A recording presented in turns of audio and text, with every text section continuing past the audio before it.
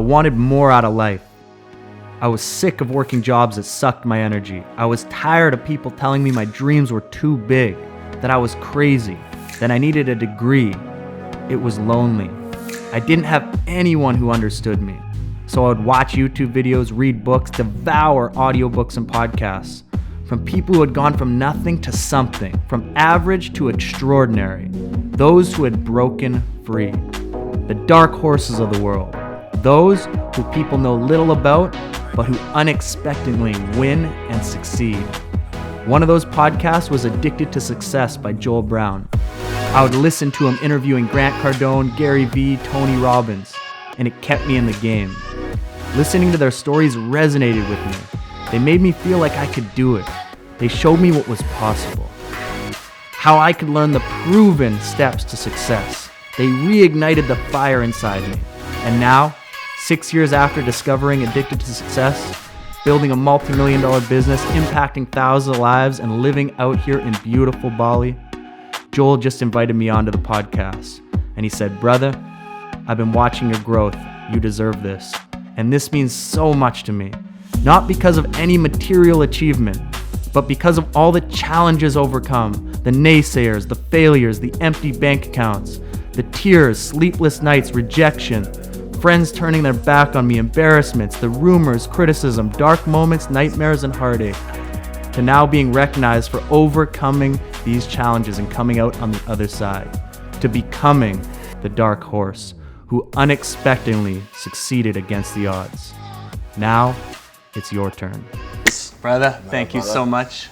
It's interesting because if you're watching this right now, I'm sure you see these interviews where it's like so like fixed and so prim and proper, and I like the fact that we're here in a beautiful place, and I like the fact that I met you 3 years ago and this is so funny, we're literally surrounded by monkeys. Like I'm not even joking. There's no movie shit. Like this is you and I meeting for the first time in Bali, in Ubud, in Indonesia, surrounded by monkeys, and you were interviewing me. And then you came to my house, this was a good year ago. It's a Villa Cabai out here in Bali near the rice fields that quite a bit further back from this place that we're currently in. And we had such a powerful interview, and I really believe it was powerful because you have really committed to the game. You've really dived in, you've implemented, and I could feel your energy, man. You were just there to be like, hey, how can I stimulate as much value from Joel? So I'm excited to return the favor, dude. I'm excited to jam with you today. I know that you've achieved a lot of incredible things in a very short amount of time. If you're listening right now, Gavin has brought his business, online business, from 0 to 3 million in the space of 12 months. Like that's just like, that in itself is freaking amazing. But I know that you go even deeper than that and really just check in and go, you know what? Yeah, I'm making a bunch of money, but do I want to be doing this every day for the rest of my life? Do I want to wake up playing the same pattern in the same movie? And I love that you've broken that up and gone, you know what? It's not about the money. I'm really here to serve at the highest level. And I'm so excited to dive into this, man, to see how you started 3 years ago. And I know you dived into books and you're all about learning and that, and then you've just like evolved into this incredible version of yourself that I know is going to be forever evolving. So dude, thank you so much, man. Let's do this, man. I have so much respect for you and everything you've done with this podcast and your story, because it was like 6 years ago when I ran into the Addicted to Success podcast, and I was not making very much money. I was actually working construction jobs. I was working, cutting grass, painting houses, like you can name it, right? Hustle, man. I was in the hustle in not the most conscious way, and I never knew really until I was 25 years old. I didn't read a business book. Right. And do you remember what that first podcast was that you listened to? Grant Cardone. Grant Cardone. Yeah. Uncle G.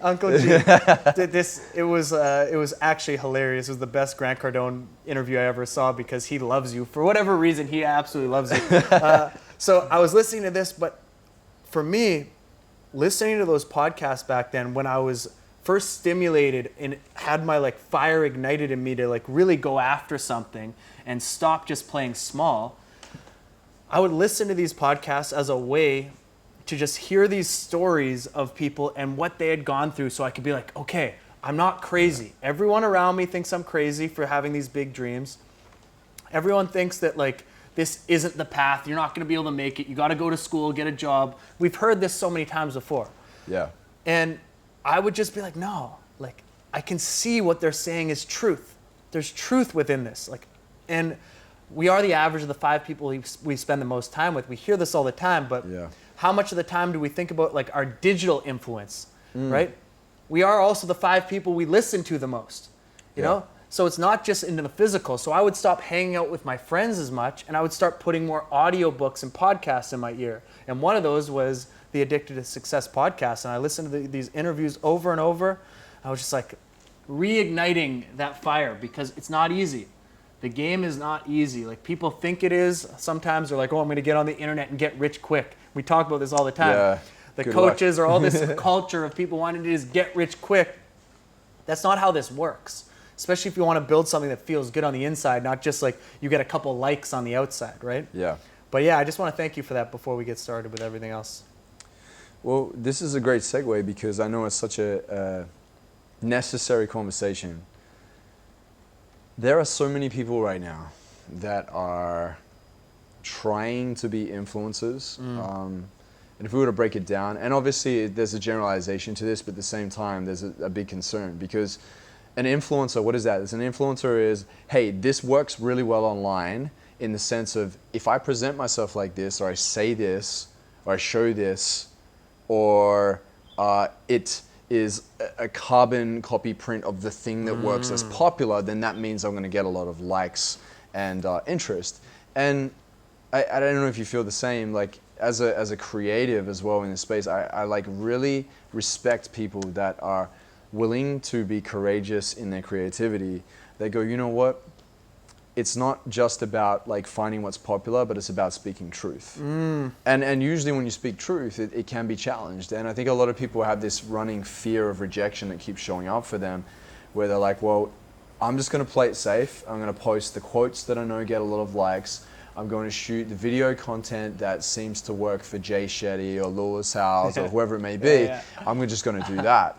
And I think women do that too. You know, they're like, oh, well, I'll do the booty shot because I know the booty shot gets a lot of interest. Or, you know, there's this other person that's a high level influencer that's doing, you know, shots in Morocco or wherever it is. Let's go do that.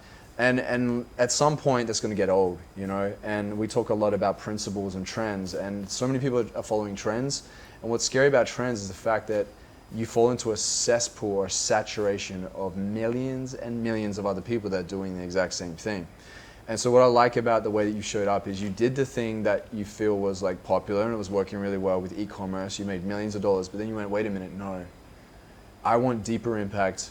I want to run by principles. So let's break it down, man. What were the principles that you applied in your life and you have taught to your team, you love to share with others, that you feel has allowed you to move from the 0 to 3 million, but on top of that, to expand into your Limitless course that you've created here that just serves people on such a deep level. So break down the principles so we can have something actionable here today. Man, this is so powerful. So I'm going to go into some quotes and some things that I just like, I truly live by. Yep. And, you know, I don't consider myself like deeply religious in one religion. This is like, this is my truth, right? But I believe deeply in the principles of religion. So this sounds a little bit weird to a lot of people. Like, oh, don't you have to be in one religion, or aren't you a scientist, or whatever it is? And I'm like, no, I'm going to try to study a lot of these different things, and I'm going to try to find where there's truths within it all. Like, this is how I look at things. And I look at something like, you know, let's look at just Richard Dawkins. I'm not a Richard Dawkins fan, like he's the best guy in the world. But he has some very intelligent things to say, just like a lot of Christians and Muslims, or a lot of people have intelligent things to say. One of the things he said is, he said, survival machines that learn through simulation are always ahead of survival machines that only learn through overt trial and error.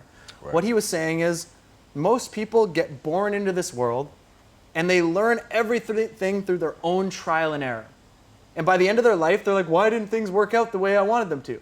Well, if you studied Tony Robbins, you would think, well, I'm going to stand on the shoulders of giants. I'm going to go learn from the best, and then I'm going to start at the top and then start to work my way up. And he's pretty tall. He's like yeah. 6 feet.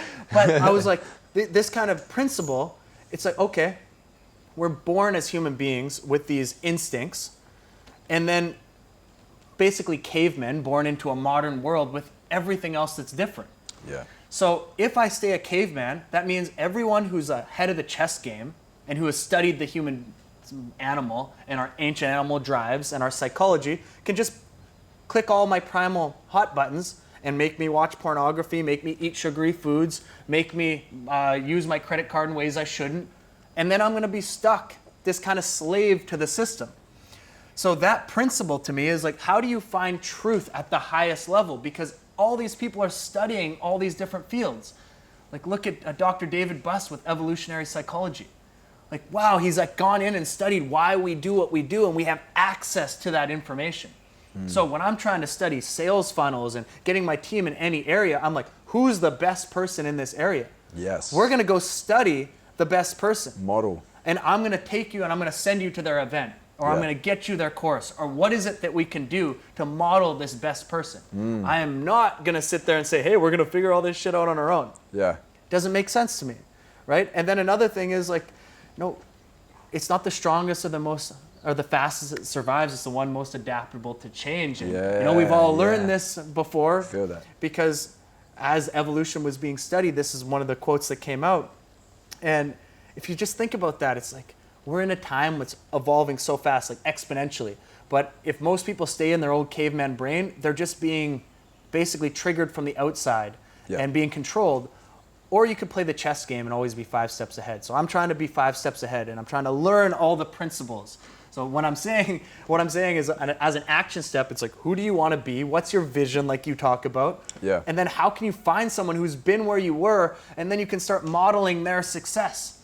We were talking before about Ray Dalio, where, you know, he's one of the richest dudes on the planet, billions and billions and billions and billions. But at the same time, you know, he can share these principles and say you've got to be, you know, skeptical about things and challenge it, but at the same time, realism has to be at play. And that doesn't mean that you can't have big dreams, which you were saying before. I know that recently I had this moment where, you know, I'm 10 years into my career of running Addicted to Success and everything, and I had a call that I jumped on the other day. This guy that has raised millions of dollars per film, and they've done 4 of them in a row, beat the deadlines, had incredible people. They're shooting a movie with DeMartini. They want to shoot a movie on me, on Living in Your Vision. And after I got off the call, I said to Emil Steenveld, my business partner and friend, I said, dude, I wrote down once in my vision 10 years ago that I'll be working with, you know, these incredible leaders in documentary films, or documentary film, just film. And I've been in 4 documentary films so far. All of them have come to me. I never gone to it. And this 5th one has come, and now it's like a movie they want to base on me. And I said, I don't want self-promotion. Let's like bring other people in it too, so we can make this really epic. And he's like, dude, of course. And I remember Michael Bernard Beckwith said when I interviewed him, he said, when you're in alignment and you're doing what you love, and you're envisioning it, and you're committed to the vision, and you're not off course, when it comes into play, always say, of course. It's like you're expecting it to happen. But if you're out of alignment, you're off course. It's not coming into your space. And so sometimes I feel like there's this worthiness thing that happens. What do you feel you have really tapped into when it comes to your self-belief? Because this is one of the dimensions of success that I often use within my framework with my students and clients, is you have values, beliefs, habits, and skills. I believe they're the 4 dimensions of excellence across the board. And we tap in all the time and go, which area are you lacking in?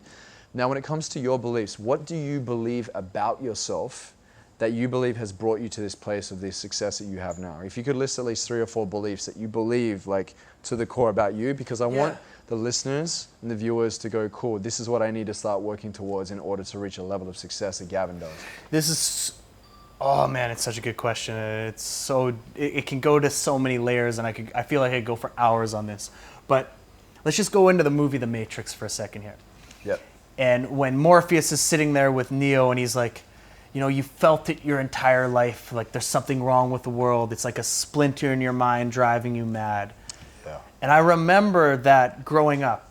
I remember that in elementary school, and I would be just daydreaming the whole time. Why am I here? And them telling me like I was stupid, but I had no idea anything else. I just knew I visioned a lot. And I knew I wanted to like create stuff, but I had no idea anything more than that. That was just where it ended because I was trying to be boxed in. And then I remember at one point I was like in French class and everyone was like trying to say like 1 to 100. And everyone skipped 60 and went right to 70, like 60. They went right to it. And I kept saying 60. But because everyone was like looking at the cool kid, they kept doing it because they were too scared to like not follow everyone else. And I remember like these times of like, sheep, man. yeah, what is going on? But I never knew anything more than that. I would just question these things. And you get enough, like hundreds of those things throughout your life, thousands, and you just question more of reality. But there was something always inside me, and I don't know what it was, always saying, you're gonna figure something out. You're gonna meet somebody. Something is gonna happen. You're gonna discover something. And in the movie The Matrix, a lot of people don't know this, but Neo represented the neocortex. Morpheus represented the knowledge, the god of dreams. Trinity represented the heart, the sacred feminine. So if the whole movie is codable. Every part about it is decodable because it comes from a book called Simulacra and Simulation, which is all about like It's like a Gnostic way of viewing the world. Yeah, but it's incredible if you really decode every little piece of the movie has meaning to it, deep psychological meaning. But when I was studying this, when I was looking through this, and I was asking myself like, where did it happen for me? Where were these moments of awakening? Like, how did I discover my Morpheus or my truth or my knowledge? And one of those moments was I was out at the lake with my friends. We were getting hammered. I was about 23 years old. And we took a hike, walking down the train tracks. We look at this little cliff, and we're like, hey, let's climb up this thing. It was about 40 feet. Climb up this thing. It's easy, whatever, no big deal. We're sitting on the edge, and my friends were like, let's go around, let's go down. I'm like, I'm just gonna climb back down because my ego. I thought I was just gonna be able to do it. I'm drunk. Really smart thing to do when you're drunk, by the way. Climb cliffs, We don't advise to do this at home. Yeah, do not advise. So I start climbing, whoosh, flip. I'm upside down. Yeah. I'm dead. In my mind, it's done. Good job, Gavin. You fucking idiot. Caught by 2 tree branches. No idea, like what's going on. My shoulder's dislocated. I'm looking up. My friend's looking at me in horror. Like, I look around this cliff, and there's no other tree branches. This is the only place. 2 things coming out of this tree. They caught my shoulders.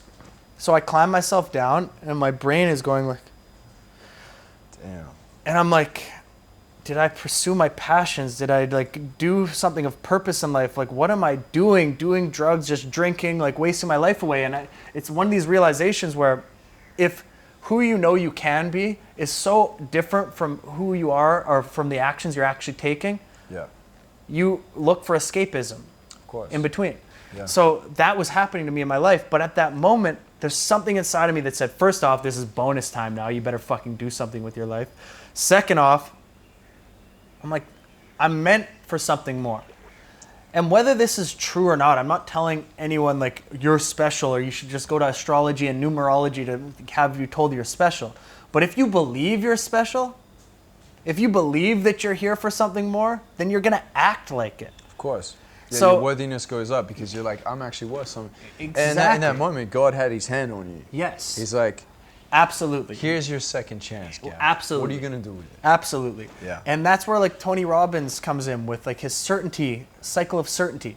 Maslow's hierarchy of needs. Maslow's hierarchy too, but he has a cycle of certainty, which is you have your potential. We'll put it on, but it's like you have your potential. Yep. And your potential determines like what you believe about your potential, at least, determines the actions you take. Yep. Those actions you take determine the results you get. Those results determine the belief. And then that cycle continues. So when I had that moment, let's say, I started to believe that I have more potential, do you think I'm going to start taking more actions? Of course. Of course. Of course. Do you think I'm going to start to see some more results? Yeah. Do you think my belief will increase, right? Yeah. And then do you think my potential will feel like it's even bigger? You know? So of course. But if I feel like I have a small potential and I take a small amount of action and then I get little results and then I say, oh, I can't do it, I don't have a lot of belief. So it's like I started realizing little things can really help. And one of those things was I met this guy who became a mentor of mine, Paul Taylor. I was walking down the back lane after this in Canada. I meet this guy, he's flipping tires, he's hitting things with sledgehammers, and I'd met him a year before, and we had connected, but I hadn't talked to him since because I was a loser, man. I feel like when I look at myself back then, like I was a drifting loser, like Napoleon Hill says. Limited version of yourself. Limited version, but I'm using this as the word that I would have used then. Yeah. That's not how I have to look at it now, Yeah. because I was unconscious, but that's how I felt, right? And I saw this guy and he's like, hey, you want to work out with me? I'm in jeans, all this stuff. I'm like, fuck it, let's do it. You know? So now I'm hitting sledgehammer in jeans, flipping tires, 30 minutes later, drenched in sweat. And this became my first mentor. Yeah. And the first person that made me realize if I take a certain action, I can get a certain result. Yeah. And the first person to start changing my beliefs of you can do this, you can do that. He had been in jail for 4 years. He told me about all of his mistakes. He made me realize that my mistakes are not my future. Yeah. He made me understand so much more about who I could be. And sometimes we need that. Sometimes we need that mentor. And that's what your podcast was. That's what a lot of these things were. As soon as I met him, I started looking for more. Yeah. You know, and then I started seeing more versions of this story. It's so powerful, man. Yeah, man, I kind of feel like it's like the rite of passage to go through that experience, to go, okay, I've got a contrast now. I know what it's like to not have this. Then I have this, like, it's like a little peep through a window of what's possible. And then when you see people, as you climbing the ladder, you see them implementing and taking action and moving forward and supporting more people and things getting bigger and lifestyle changing and evolving from the inside out. There's this allure to it where it's like, wow, I want that.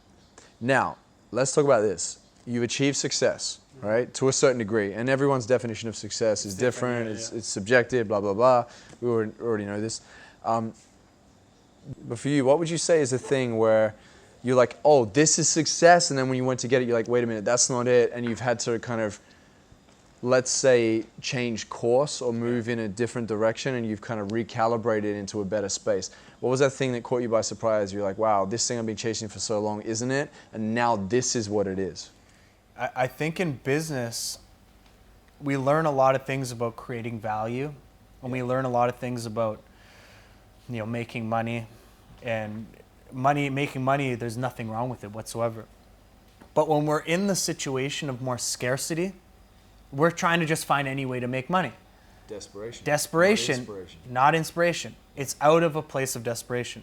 So I was just looking and looking and looking and looking. How can I find ways to make money? I tried so many different business ideas. It's ridiculous and failed so many different times.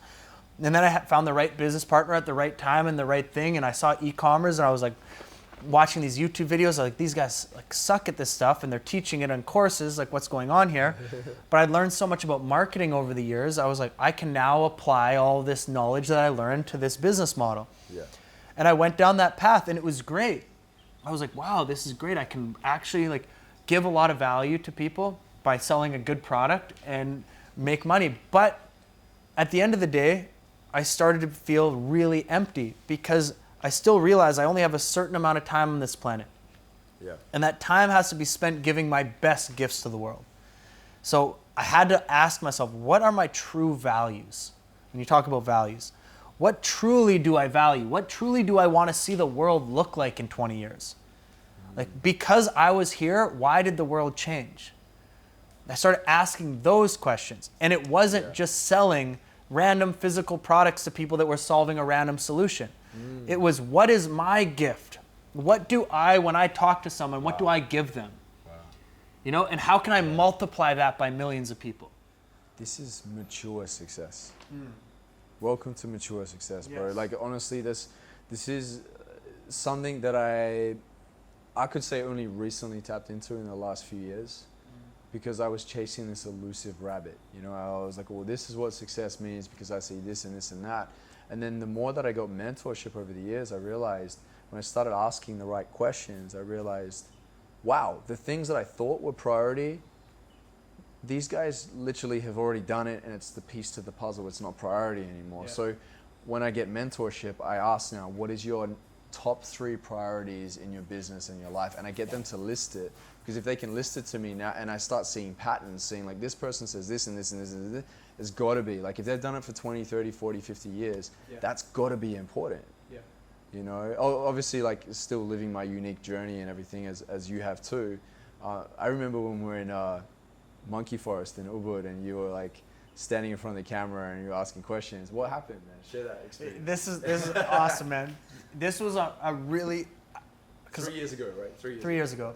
I really believe in like really good feedback from mentors, like, and I really believe in learning from that feedback, not just, you know, I'm going to think about it my way and I'm going to do it my way and I'm going to learn through trial and error, like we talked about at the beginning.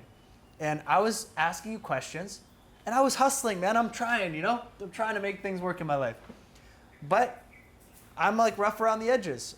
So I asked you said at the beginning of the interview, make sure to ask like specific questions. Yeah. Like to give me a level of awareness to like not just ask the same things you're always asked. So as we're in the interview, I'm talking, and then I asked some sort of question, and then you gave some sort of like response, kind of making fun of it and laughing at me. Challenging you. Yeah, challenging me in a good way. In a good way, it was hilarious. But it was a very good moment for me to gain more awareness. Yeah. And I think like what does Socrates say? He's like, the unexamined life isn't worth living, right? Ooh. And I love constantly looking at how I can optimize. I reflect back on what I could have done better and I optimize. I like this whole like you're enough movement, but that's not enough. And what I mean by that is if I'm just like enough, but I'm just lying on my couch eating Doritos and I'm saying I'm enough and that's just cool, there's something wrong with that. And here's why. It's going to cause unfulfillment in your life if you're feeling that way, right? Yeah. But if I'm like, yeah, I am enough. I'm a human being. I was born here. This is all beautiful, but I can be more. You know? I can be more. I can be more for my family. I can be more for the world. I can learn more. I can help more. So yeah, I am enough, but I can be more. So you feel good now, but you also realize I can be better. So when I get this constructive feedback, sometimes it like hurts for a second, but I realize you either win or you learn. You know, so I'm like, how did I learn from that? I took that and I've lived with that moment as how can I be more aware? Yeah. You know, and that's a beautiful thing. Yeah. You know, I remember hanging out with Gary Vaynerchuk. This is about 6 years back. We're in VaynerMedia offices and we're talking about growth and, you know, building your business and scaling. And he said to me, if I'm not embarrassed of the person that I was 3 months ago, I'm not growing fast enough. Yeah. And that sat with me so well because it's like, that's that whole thing of like, yeah, you are enough as in you're worthy of it, you're confident, you trust yourself, you know that, you know, it's not going to all happen overnight. At the same time, Grant's the extreme where Grant's like, be ridiculously like frustrated and appalled at yourself, you know? So like you get these like different ends of the scale. I would say obviously have gratitude for where you're at, right? But at the same time going like, you know what?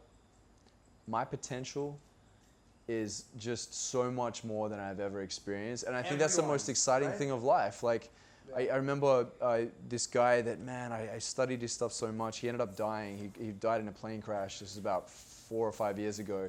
His name is Miles Monroe. And he says, you know, like imagine that like God's created you, manufactured you as like a car, right?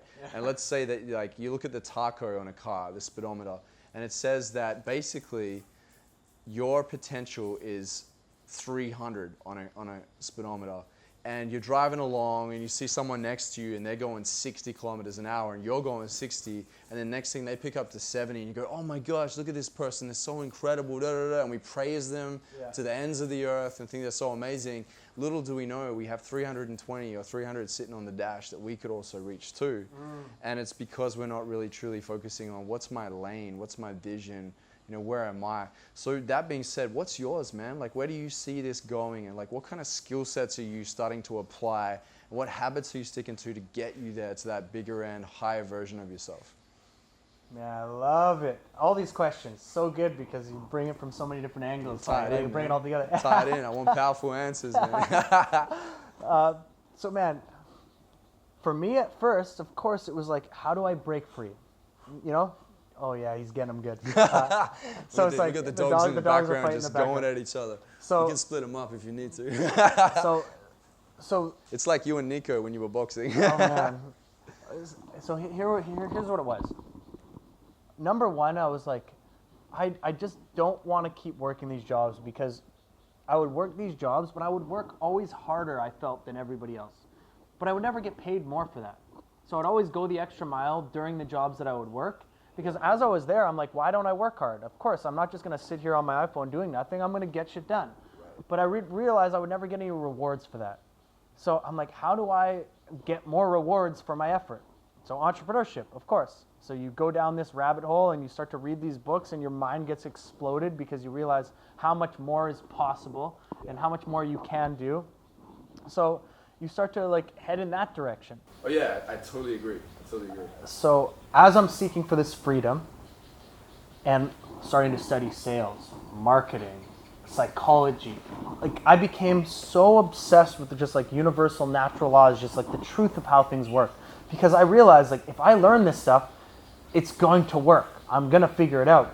And there was actually one moment where I was in network marketing for like 6 months when I first started out. And I was watching this YouTube video from Cesar Rodriguez. And I go to the mall the next day with these tactics that he teaches. He's like, go to the mall, do this, do this, this. I'm walking in and out of the mall with a suit on, with an iPad, and I'm walking out. I'm like, who's the best salesperson here? And everyone's like, me, because they're competitive people. Yeah. I'm like, okay, you, here, now. Like I'm acting, literally like at that point, I'm being the person that he's saying, do this. So I go, and then I bring this guy aside. He's like a manager or a salesperson. I talk to him, and then I'm like, you're the type of person that's very good with keeping appointments, right? And they're like, yeah. 9 out of 10 times people would show up. Why? Wow. It's an identity commitment. And I realized, oh my God, if I learned 100 of these like psychological tactics, I can't not be successful. Yeah. So then I apply all these things in copywriting and all these things now, of course. Right.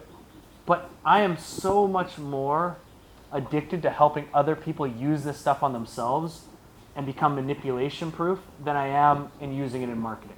Yeah. I want someone else to be a better chess player. Like that is like, when I see someone's eyes light up when they awake to that next level, it's like, oh, I get so fueled by it, man. Transformation, bro. Transformation, but it took going into all the marketing and all the other stuff because all that stuff is being used on us. Why don't we use it on ourselves? Wow. You know? Like we can. It's there. So that's why I created Limitless. Like I was like, I'm going to create something where someone can use this stuff on themselves and through repetition, upgrade their own software. Yeah. You know, just upgrade their computer. We're supercomputers. We upgrade our iPhones all the time, but how often do we upgrade our brain? So how can we be a part of Limitless? Man, well, I have limitlessmasterclass.com. Is it like taking a shot of whiskey? Here's the thing. I'm gonna give 3 things. If I were to do 3 things to like create success in my life, I would, number 1, I would learn how to upgrade my mind. So we have these supercomputers we were never given our owner's manual for. So you go throughout all of school, never being taught how your brain works. How fucking crazy is that? Like never once. We're just taught subjects. And we're taught to memorize, but not how to memorize. So think about that. I did a video online the other day where I memorized a 100-digit code forward and backwards. And I taught people how to do it in an hour. And people are like, how do you do that? Well, it's easy. Your memory works very simply. But I didn't know how to do that before, but I learned it from one course from a guy, Ron Waite, and then I could do it in an hour. Yeah. Anyone could do it. We look at movies like Limitless, and we're like, that movie, this is why I created this course, because that movie, Limitless. But think about this. What if that was the norm, and we're actually all just slow? Think about that, right? I already believe that anyway. Of course. I know. But I'm the average person, it's like, that's the norm. Yeah. So I'm like, I want to create that as the norm. So number 1 is we have to upgrade our brain. Number 2, we have to take this knowledge and we have to learn how to influence our world. One of those things is upgrading ourselves because we become more influential the more we stand in our truth and the more we upgrade ourselves. Yeah. But we also have to learn how to press the triggers in other people's brains because if you have something that's really good for other people, it's your duty, obligation, responsibility to learn how to influence them to do those actions. Yes. And if you don't, then what are you going to do? How are you going to help them? So when my mom my mom was younger, she was living in Africa. She grew up in Africa. And people came to the village to say, hey, there's like, this other tribe or these other people coming to the village and they're gonna like cause a lot of ruckus here. You people are gonna die. And my parents left and my grandparents left, but a lot of other people didn't, and they all got murdered. Wow. And if that person was better at selling and influencing, less people would have died. And this isn't everything in life. So we have to realize a lot of times we think influence and persuasion is bad. What if you influenced and persuaded people to do something that's so good for them, that's going to help them avoid really bad situations? Yeah. Right? It's if you have good intentions, it's your responsibility. And I feel like the people who have the best intentions always spend the least of the time learning how to persuade. And the ones who have less always want to control people. That's true. And it's sad. Wow. So that's another part. And then number 3 is we have to learn that all successful people take action right now. Yep. Speed of implementation, they make quick decisions, and then they learn from that. But they don't sit around like on the sidelines. They get into the game. Yep. There's the people in the stands, there's the people on the sidelines, and then there's the people who play. Yep. There's the people who watch the movies and the people who are on the movies. Right. We have to get in the game. Yeah, so, I often say success loves speed and money loves momentum. Yeah. You gotta like move with haste. Yeah. I was listening to a guy by the name of Russ. He's a rapper, R&B singer, Russ, right? I love that one song, Manifest. Oh, Manifest. I haven't heard that one. So I haven't heard that one.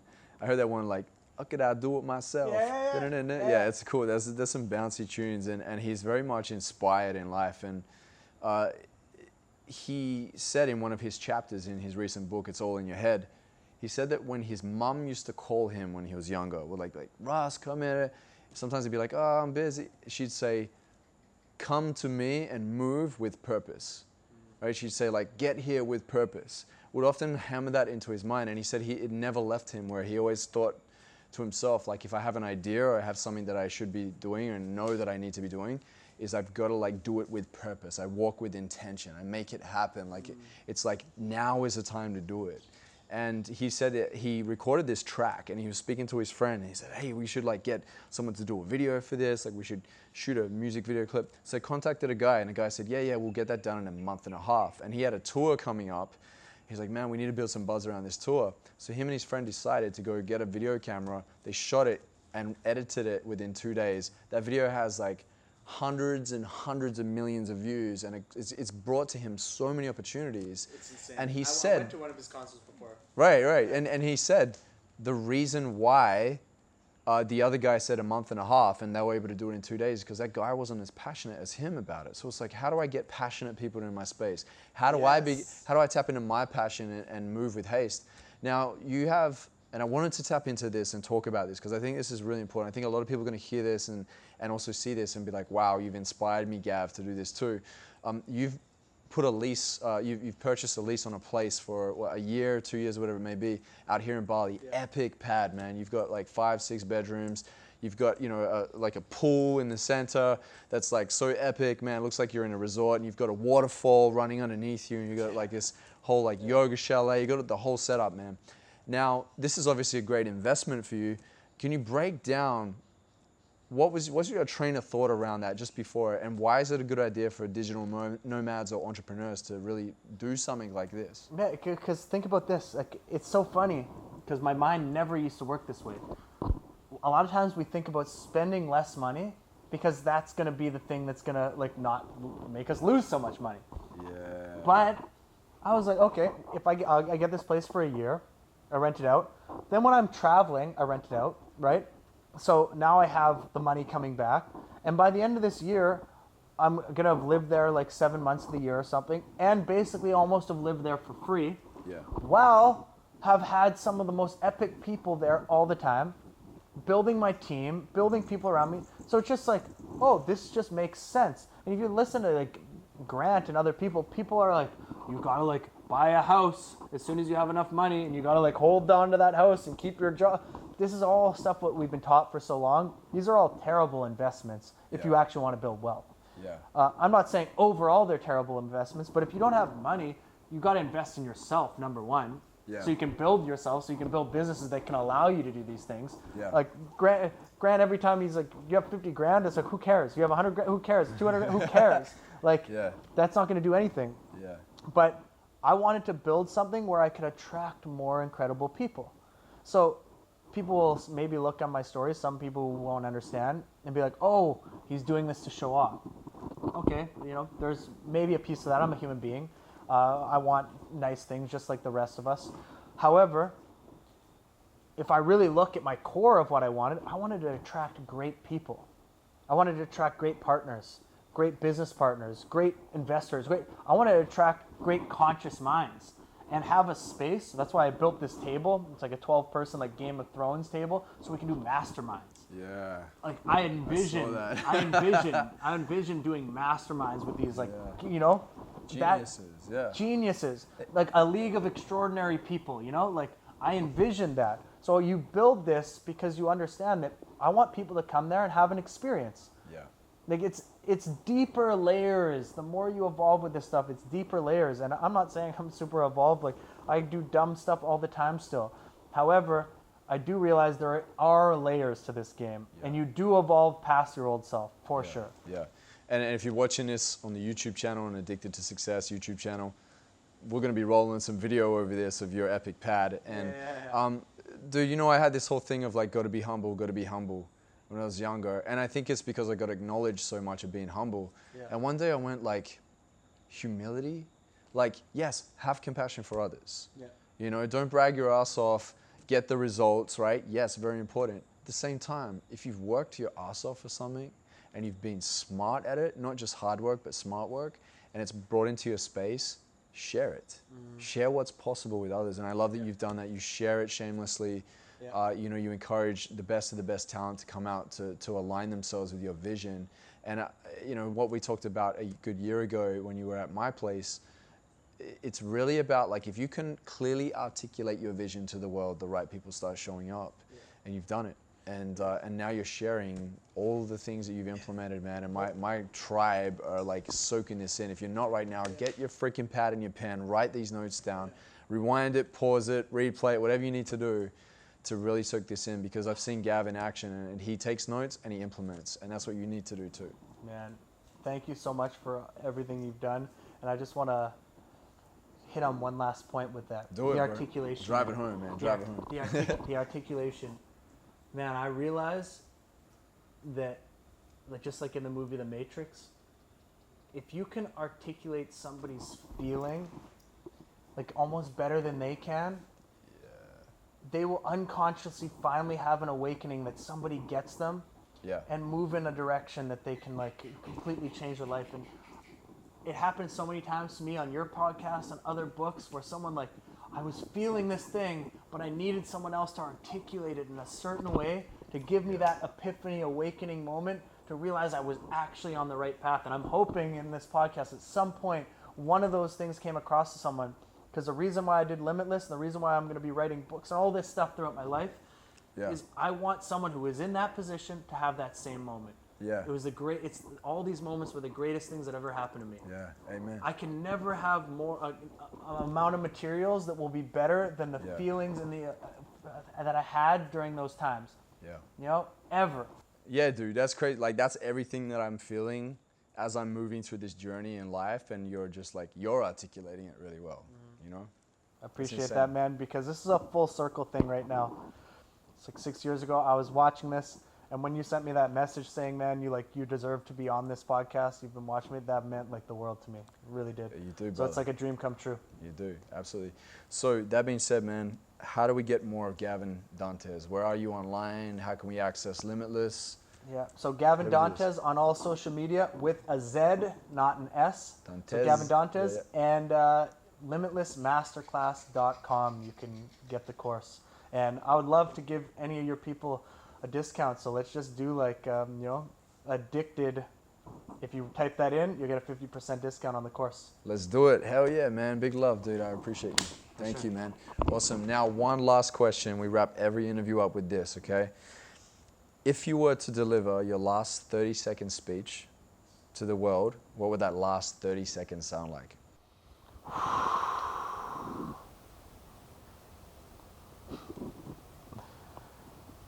Man, just don't leave with that feeling inside you that you have, that you need to release, whatever that is. whether it's something you need to say to somebody, whether that's something you need to like write down so it stays in the world. Don't leave without doing that, because sometimes that's what we need to do right now, and we're waiting till the end of our life. But whatever that is that you would do then, do it now.